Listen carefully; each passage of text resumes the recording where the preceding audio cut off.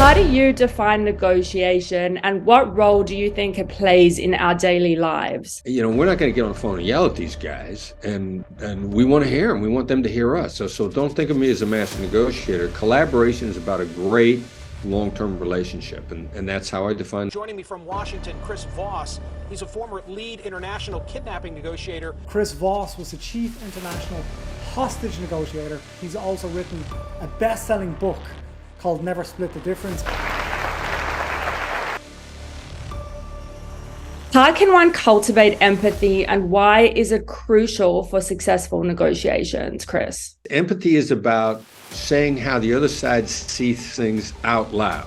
A lot of people say empathy is being able to see it from their perspective. That's essential and inadequate. You not only have to see it from their perspective, but check in with them to see how accurate your perception is. Let's talk about the digital realm that we're in now. So how do you gauge or read signals on Zoom via facial language? And what I think we really lose on Zoom more than anything else is I think there's an actual feel for being in the room. The Eastern philosophers would call it auras. I think we actually put out an energy. That's what's lost on Zoom. Bring in Christopher Voss, who's a former special agent with the FBI. Hi, everyone. I'm Chris Voss. Now we're going to bring in our next guest, Chris Voss, retired FBI special agent. I was an FBI hostage negotiator. I was the FBI's lead international kidnapping negotiator. Not just because you're extraordinary, and you are. Thank you, Chris. Actually, when you start to practice, it's a lot of fun. You don't need to read somebody's mind if you can read their emotions.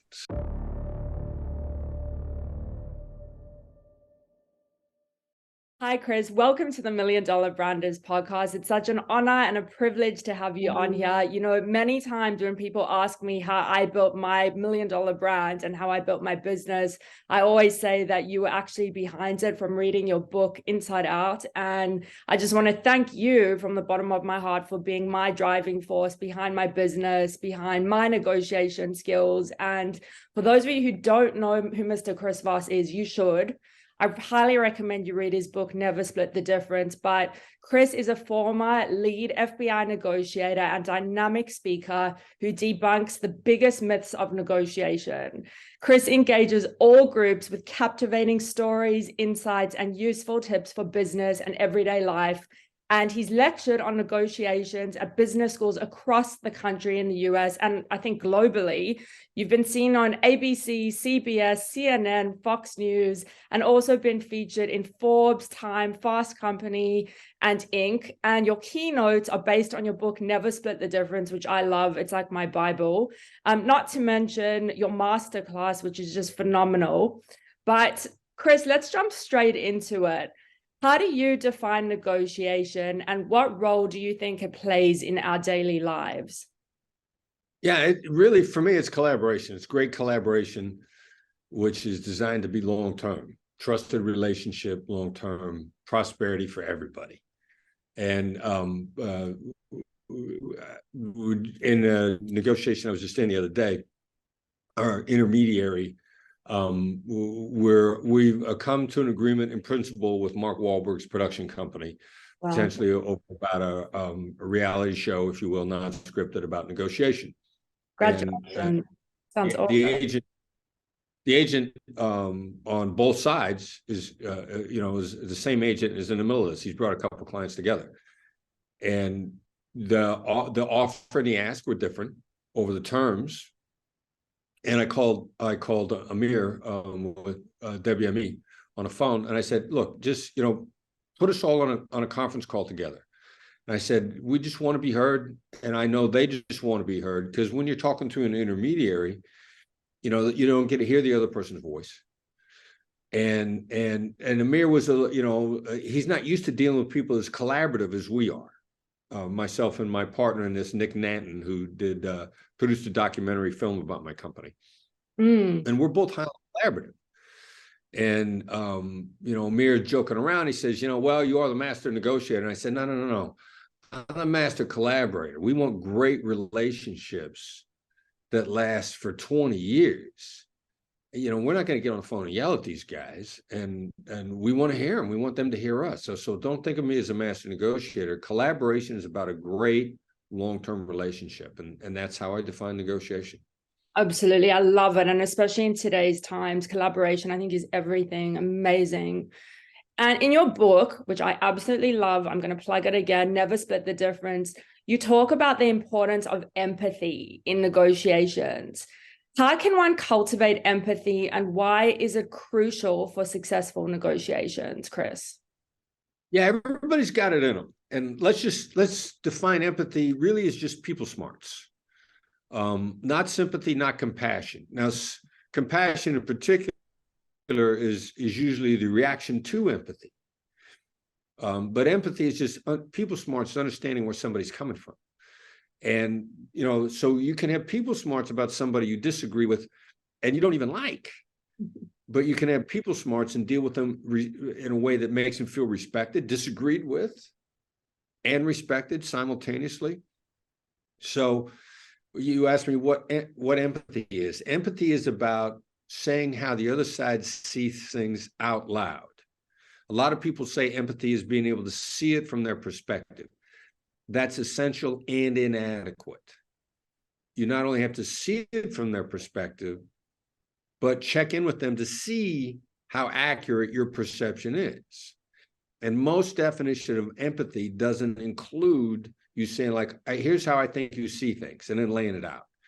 Or before I disagree with you, here's what I think your position is, and then laying it out. Laying out, verbalizing what you think their position is a critical aspect to tactical empathy, which is applied people smarts. So applying it, actually saying it out loud, not using it to make a better argument. A lot of people make that mistake. All right, if I see it from their position, therefore I can make a better argument, a more persuasive argument. That's not it. You got to check first if what you think their position is. You got to check in with them to see if you're accurate. And that's really what tactical empathy is. I think we all could use a bit of tactical empathy in our everyday lives on an everyday basis. And let me jump back in on this if I can for a second, because you talked about using the book. And I love that because you used it. You didn't just read it and let it be food for thought. I mean, it really is an accelerator and a game changer when you practice it. And everybody has it in them. You have it in you, not just because you're extraordinary, and you are. Thank you, Chris. You had it in you because you just decided to learn. That's all it takes, because everybody's got the capacity. But I will say this, you have a lot of swag.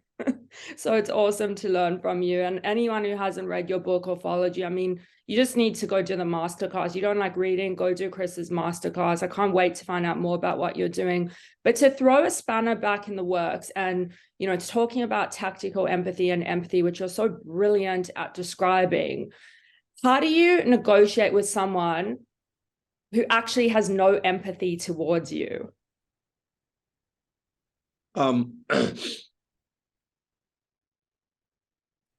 So most people, if they define empathy as sympathy or compassion, then that becomes the problem. But most people don't understand people on the other side of the table anyway. Like most people, they understand themselves. I mean, it's my Harvard brothers and sisters call this projection bias. I'm going to analyze you based on who I am, which is right only about a third of the time, max. So that's, people really don't see it from other people's perspective. Absolutely. If they share a different experience in life, and most people share a different experience in life, this whole common ground thing. Like, I see the world vastly differently. I've got 3 sisters, vastly differently than any of my sisters see it. Man, we couldn't share more common ground. I mean, pick common ground, pick education, pick geographical history, pick ethnic history, pick religious history. Like, we got every aspect of common ground that most people think of as common ground. We played the same sports growing up. We all played baseball, softball, Midwestern, blue collar, Protestant, small town environment. And we see the world vastly differently. Well, what is empathy? Seeing it from the other person's perspective. That's what it really is. And most people just don't. So if the other person might not have sympathy for you, but the ability to perceive how you see things is the capacity that everybody has. Part of the negotiation skills are how do I gently get my perspective across also. I mean, I'll use skills, the famous phrase that the book starts with, how am I supposed to do that? As a way of saying no, is a way to make the other person see things from your perspective. I mean, my son Brandon called that a long time ago. He referred to that as forced empathy. How am I supposed to do what you ask? Requires for you to consider my position. It doesn't require you to agree with it, and it doesn't even require you to say it out loud, but it does make you look at it. I loved in your book how you were describing, how they put you in a room with the Harvard professors and they said, we've got your son, and you just kept going, well, how am I supposed to do that? Well, how am I supposed to do that? So I think that's a brilliant strategy. And I wanted to make sure our listeners get that and really, ask those questions if they need to in their own life. But I think one of the missing traits in our society, everyone's so busy on their phones and, in social media and engulfed in this digital world. And you emphasize something really important, which is active listening in negotiation. And I think just in life in general, I think that's a key attribute to have. How can one become a better listener, and what are the benefits of the skill in a negotiation setting? Yeah, it's as simple as practice. We don't even use the term active listening anymore. It's proactive, or it's contemplative listening, or it's reflective listening. Like for you to actually think about what the other person says and reflect on it. I heard a speaker refer to it as a species of reason. Like it's think stuff through, to actually reflect upon what somebody said and consider the implications. And it ain't that hard. It's awkward if you haven't been doing it, and most people haven't. So there's a difference between whether or not it's complicated or awkward. And it's a part of the brain that, in point of fact, everyone possesses, but it's probably gone to sleep. It's gone dormant. Yes. Which means you can wake it up. It's not use it or lose it. It's use it or it goes to sleep. And with practice, you can wake it up. And actually, when you start to practice, it's a lot of fun, because you don't need to read somebody's mind if you can read their emotions.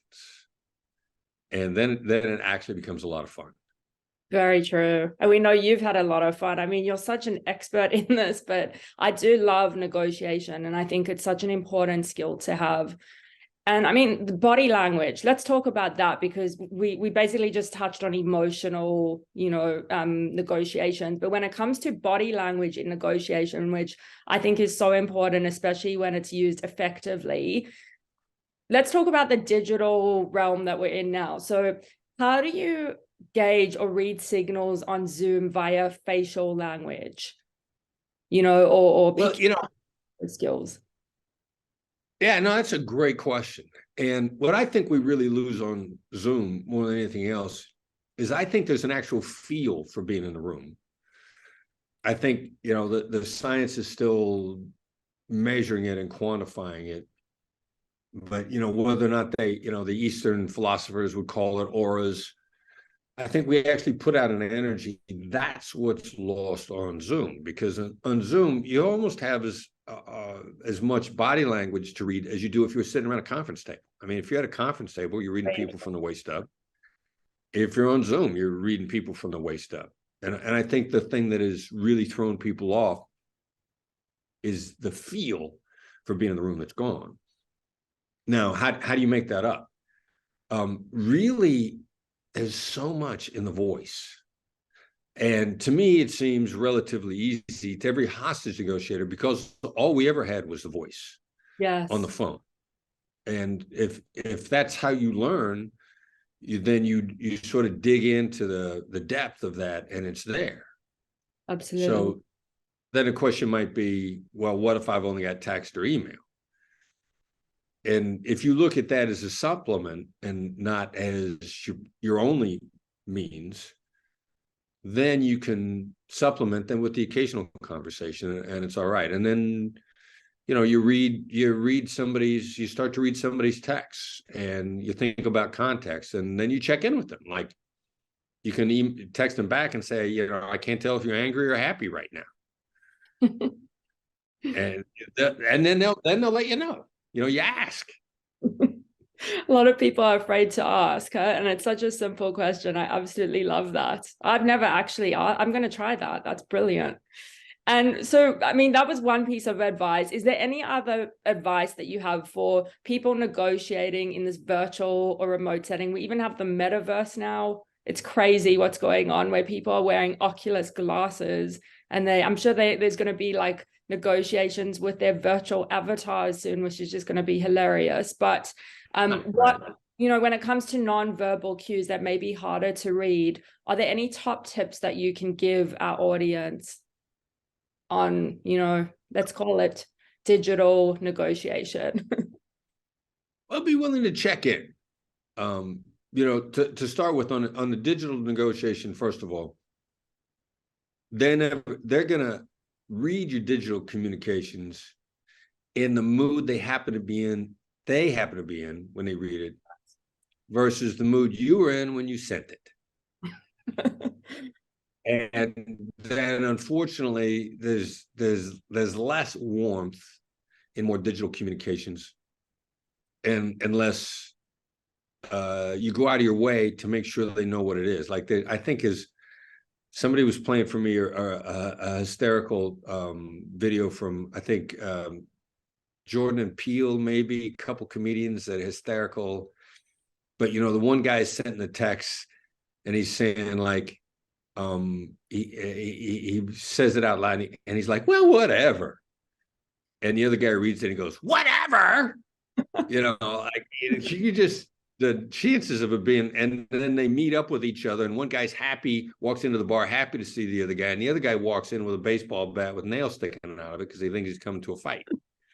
It's a perfect. You know, so, but then the other upside is there is so much digital communication that your counterpart is actually hungry for somebody who will actually listen, because nobody's listening.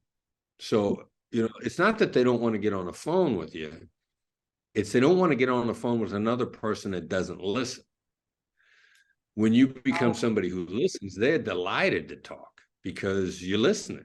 So there's actually a great tactical advantage to the fact that everybody's digital and nobody's listening. What happens when you listen? Yes. You're the one on earth they want to talk to. That is so true. Wow. I hope people are writing this down. So listen, people. Can you please share some strategies for dealing with difficult negotiators who seem to have unreasonable demands? Yeah, well, and that's what tactical empathy is all about. You know, it was originally designed to deal with the most difficult negotiators with the most unreasonable demands.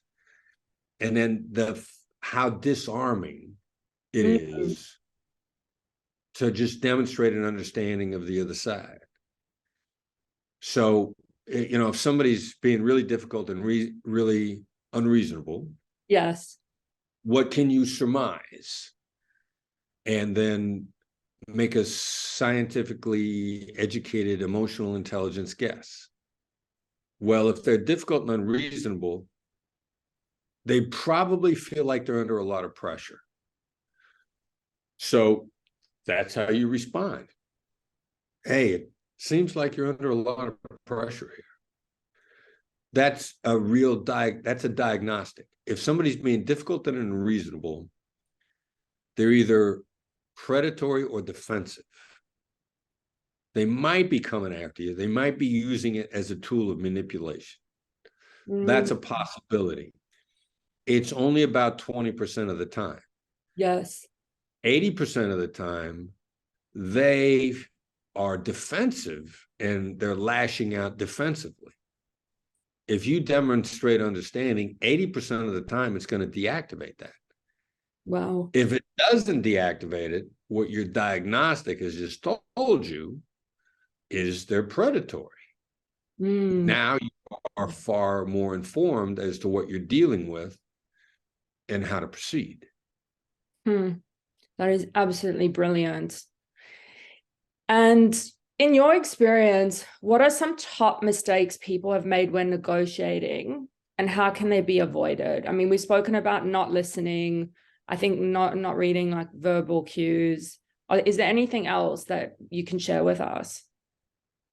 Well, yeah, there's, I mean, what are the, top 2 tips? One of them is let the other side go first. Like there's a lot of information out there that says you go first, you make your case, you anchor the zone of possible agreement, to use a term that my academics like. How do you know you're not anchoring in the wrong spot? Like, how do you know that there isn't more there than you could have got? Or the real problem with going first and anchoring is, how do you know you're not driving away a deal that you should have made? There are too many hows there that make going first problematic. So if you let the other side go first, you're actually gathering a lot of information. You're picking up a lot of data, facts, perspectives that enlighten you and inform you. And the other side feels really good because they want to go first, and you made them feel good. So, let the other side go first. He or she who speaks first loses more than they win. Excellent. Now, the other part too is don't beat yourself before you get to the table. Like whatever your ask is, never say to yourself, that's a non-starter, so I'm not going to bring it up. Like the conversation that I referred to over the potential television show. I didn't necessarily expect them to give us everything that we were asking for, because they gave us a lot to begin with. It was a great proposition to start with. And there were key aspects that we actually thought that they probably wouldn't give us. Yes. We wanted them to hear us say it. Like, we didn't beat ourselves before we went to the table. My colleague and I, Nick, talked in advance, and we said, this is one of the most generous offers on non-monetary terms that we'd ever gotten. Like, my diagnosis from the very beginning of the other side's offer was these were genuine guys who wanted to make a really legitimate deal. Now, there were a couple of things that we had hesitation on in principle.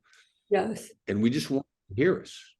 We wanted them to hear us and then think about it in advance. And we wanted them to consciously make the decision to us, yes or no. And we're going to live with whatever it was. But I wanted to make the ask. I wanted them to hear it out of my mouth. I never let anybody wonder what I wanted, because I always let them know. I let them know nicely, and I give them the option to say yes or no. I never beat myself before I get to the table. Never. That is the most brilliant life advice. So thank you for dropping such a valuable diamond. I think that is something that that's a life lesson right there, not just in negotiation.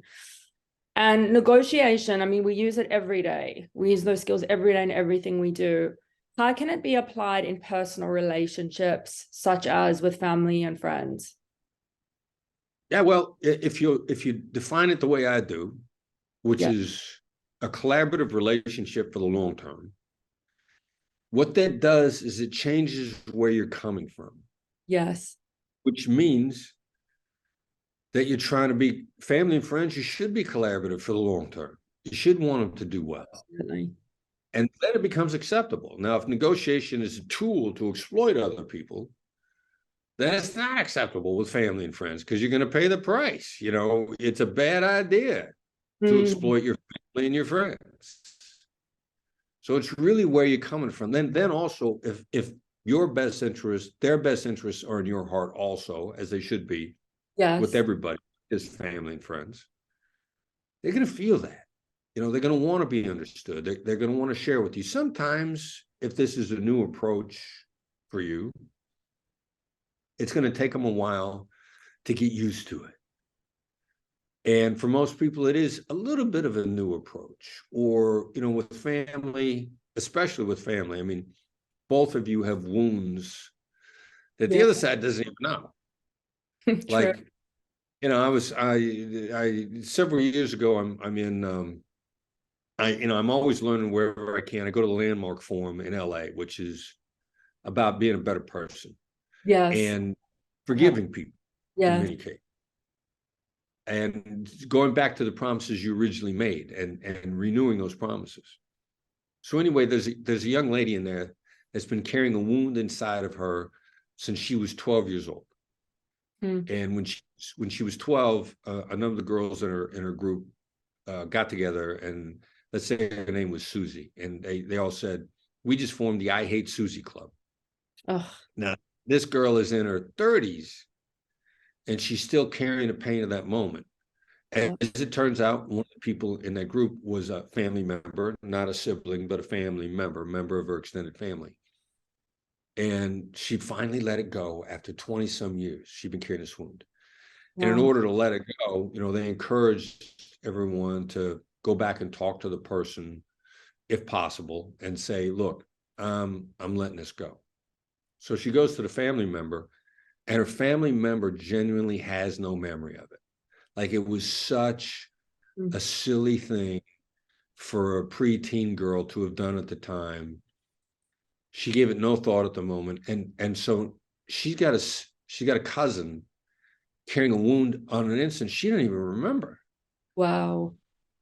Which is kind of what family's going through. I mean, yes, you got a wound inside you from a sibling or a cousin, and they genuinely don't even remember it happening. That's what family's struggling with. The other side is mystified that you're angry because they don't remember it happening. Yes. And especially when it comes to boundaries, like I think even like, I call it like soft negotiation, but I think it's so true what you said. People have to become comfortable with your boundaries, and it does base back to that. So thank you so much for that. And in your professional negotiations, when pitching prospects, investors, clients, how would you handle when they say, "This is my worst line in the world, but let's keep in touch and circle back with me in 6 months"? How would you negotiate that rebuttal? It hasn't happened often to me, but even with my clients, it happens to them all the time. So I'd love to touch on this. Well, that's a maybe, or I'll try. I mean, that's somebody politely trying to say, this doesn't work. Yes. So what you really need to say is, very respectfully, you say, "Look, it just sounds like this doesn't work for me. And I want to maintain the relationship. And so when it might work for you, and when I can be the person that'll be there for you for 20 years, Love it. get back to me. But as of right now, respectfully, I want to recognize that I appreciate you trying to spare my feelings. It's very kind of you. But it sounds like this just doesn't work. And so let's recognize that and maintain a relationship. And when I can be the person that can be there for you, you let me know." I love it, because that's so clear and concise and so genuine. And honestly, it's hard to find in the world these days. So I also, I have a mentor out of New York, and he's been a key figure in my negotiation skills. I know he also follows you. His name's Tej. I don't know if you've heard of him, but he's big in M&A and investment, and he's a banker, but he focuses more on EQ, not so much IQ. And he's always reminded me that we've got to have BATNA for negotiations, as well as the non-negotiable boundaries. I think he was one of my main teachers, besides from you. Do you do all of this for your own negotiations? And what is your thought on this approach? Well, we stick. There are two things. One yes, one no. Yeah, boundaries. You got to have clear boundaries. It's not a sin to not get the deal. It's a sin. It's not a sin to not get the deal. It's a sin to get a bad deal. That is so Which true. means, know what your boundaries are. And then what people want to know your boundaries. I mean, actually, they want to see you stick to them respectfully. Yes. To not lash out like a cornered animal when you're shoved to your boundaries. Because if they didn't know they were there and suddenly you're lashing out, they're like, where's this coming from? This was hidden from. So there's a difference between boundaries and BATNA, your alternatives. So first, yes, have boundaries and communicate them early so the other side isn't blindsided, respectfully. And we do that. There's some very specific ways, a well-crafted question, calibrate. How am I supposed to do that? Is communicating boundaries. Yes. Now, BATNA, philosophically is a great idea. What are your alternatives? Because it's designed for you to relax, for you not to feel cornered, for you not to feel desperate, for you not to take yourself hostage. Absolutely. So that's the theoretical construct there, which, academically it makes sense. And some people need that. But to me, it's like walking a tightrope with or without a net. Like if you got used to always walking a tightrope without a net, the BATNA, the alternative, it's no big deal. And so, but if you always have to have an alternative, the problem is when you don't like your alternative, you freak out. 100%. So do you get used to always walking a tightrope without a net, and then it's no big deal? Yeah, that's what a hostage negotiator, to me, that was the biggest thing. Hostage negotiators, we never had a net.